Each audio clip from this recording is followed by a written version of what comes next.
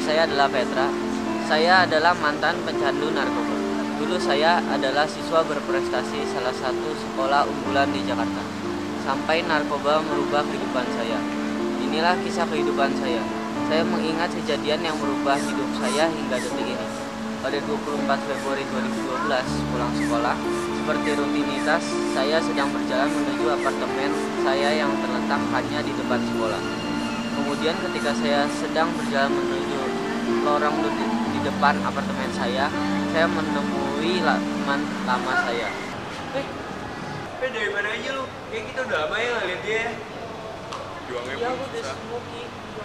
Pet, gue punya bayang nih. Lu mesti cobain deh. Rasanya tuh enak banget. Apaan tuh? Ambil, Udah ambil cobain aja Petra. Enggak, ambil.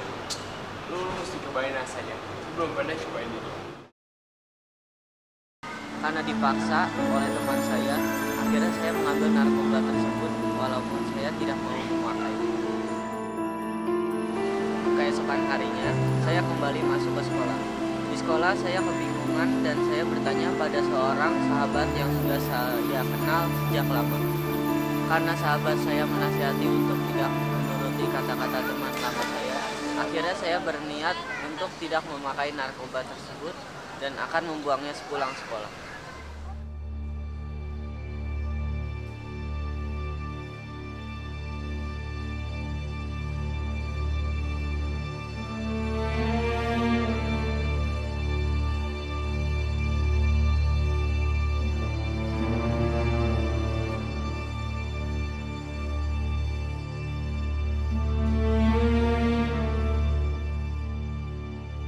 Pada saat saya pulang ke apartemen saya mendapatkan SMS dari teman lama saya kembali.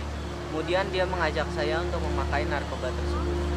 Namun karena nasihat sahabat saya di sekolah, saya menolak ajakannya tersebut. Tanpa saya sangka, dia mengancam akan melaporkan saya kepada polisi karena saya membawa narkoba tersebut. Di sini saya ketakutan dan tidak berani untuk menolak lagi ajakan teman saya. Akhirnya dengan terpaksa, saya memakai sedikit narkoba tersebut dan segera menyembunyikannya. Hal ini terjadi hingga berbulan-bulan dengan ancaman yang semakin menjadikan, yang akhirnya membuat saya ketagihan.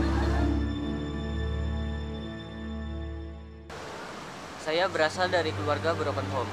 Ayah sudah pergi entah kemana.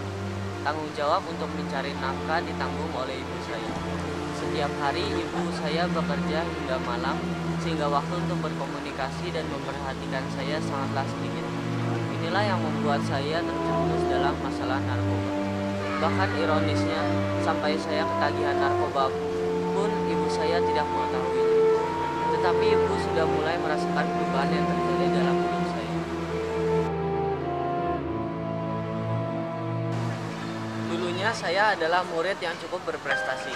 Namun semenjak saya terjerumus dalam narkoba, prestasi saya menurun dengan drastis. Saya tidak dapat lagi berkonsentrasi dalam belajar dan semangat belajar saya pun menurun. Hormat saya kepada ibu pun telah hilang. Saya tidak lagi menghormati ibu saya, bahkan hampir menganggap bahwa ibu saya bukanlah orang tua saya. Saya pun mulai dijauhi teman-teman saya karena sikap saya yang sangat berubah, menjadi pendiam dan bersikap aneh.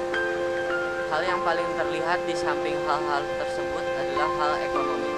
Ketika saya ketagihan, saya terus mencari dan mencari narkoba. Ketika teman lama saya mengetahui bahwa saya telah ketagihan, narkoba yang mereka miliki dijual dengan harga yang sangat tinggi. Uang jajan serta segala uang tabungan saya digunakan untuk membeli narkoba. Ketagihan ini sungguh menghabiskan segala uang saya, bahkan sampai kekurangan uang.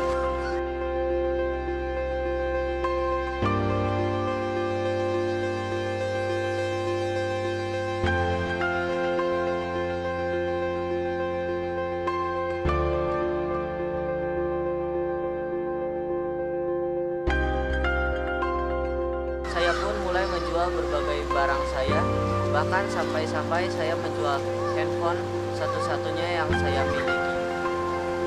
Hal ini membuat ibu terheran-heran hingga akhirnya pada suatu hari ibu mengikuti saya secara diam-diam. Tempat yang dijanjikan untuk tempat transaksi adalah di basement apartemen saya, setiap hari Senin pukul 10 malam. Pada hari Senin pukul 10 malam, saya segera turun dari apartemen saya. Saya menuju tempat transaksi biasa dan mulai membeli kembali narkoba seperti yang biasa saya lakukan.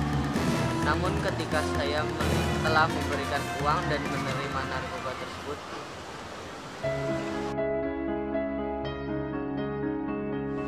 saya mendorong ibu saya dan terbentur ke tembok. Di saat itulah ibu saya baru mengetahui benar kalau saya adalah pengguna narkoba. Pet, duh gimana ya mau ceritanya? Kamu kenapa Bel? Kok bingung gitu mau cerita? Ngomong aja kali, emang ada apa sih? Kita dengerin kok. Gimana ya buat orang lepas dari narkoba? Ya susah sih Bel, apalagi kalau udah addicted gitu. Iya sih Ti, tapi tuh masalahnya Petra pakai. Bel, kamu serius? Jangan ngomong yang enggak-enggalan. Nggak mungkin lah Petra sebaik itu pakai kayak gituan. Iya nggak sih Pet? Iya, tapi bisa juga loh. Sadar nggak sih Petra akhir-akhir ini kayak berubah gitu? Duh, aku serius. Dia sendiri tuh cerita ke aku kemarin. Gimana dong ya? Gila aja Petra, masa iya sih dia pakai? Masih nggak nyangka ya nggak? Aduh astaga Petra, gimana ceritanya sih dia bisa dapet kayak gituan? Katanya sih ya, dia tuh dikasih sama teman lamanya gitu waktu dia pulang ke Medit. Bayang gak sih temennya separah itu? Seumuran lagi sama kita. Nah, tadinya tuh... Lah terus kenapa dia pakai? Diem dulu kayak Pet, orang ngebelain bisa cerita. Iya, lanjut. Tadi sampai mana? Lupa. Petra nggak mau pakai. Oh, oke lanjut. Tapi dia tuh diancam sama temennya kalau itu bakal dilaporin ke polisi. Itu sih temennya udah parah banget, nggak sekolah kali ya? Gimana kita tahu Pet, kenal aja enggak? Terus gimana dong? Kamu ngomong aja Ti ke dia. Yaudah deh, ntar aku ngomong deh ke dia. Semoga aja deh dia nggak pakai lagi.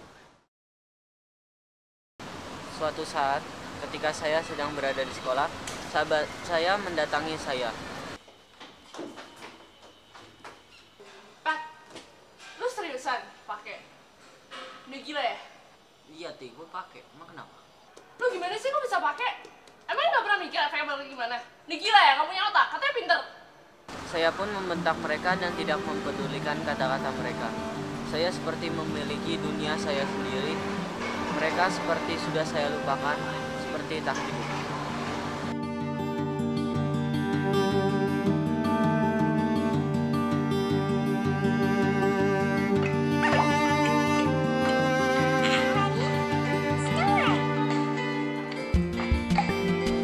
Di saat saya sedang bermain iPad di apartemen, saya mendapatkan SMS dari 4 orang teman saya yang berisi sebuah link.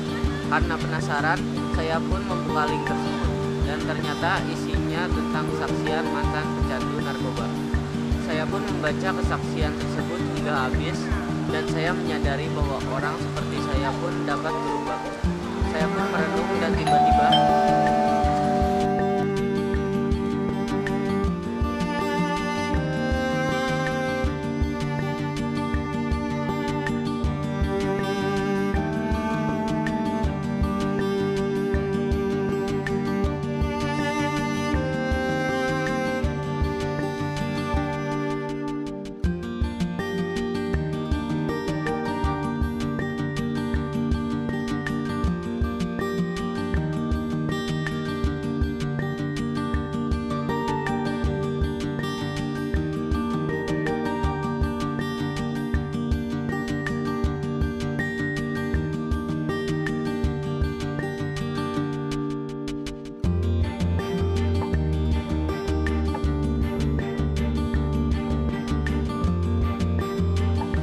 ketika saya membaca ayat tersebut, hati saya benar-benar tersentuh.